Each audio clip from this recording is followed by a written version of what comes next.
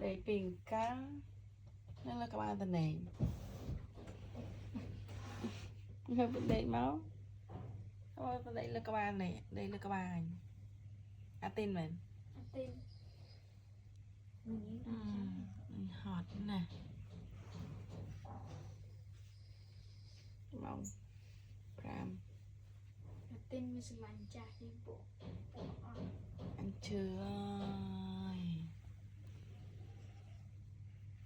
hay là ngọn đây là các bạn nha tăng với mama hot nè hot mẹ tin ơi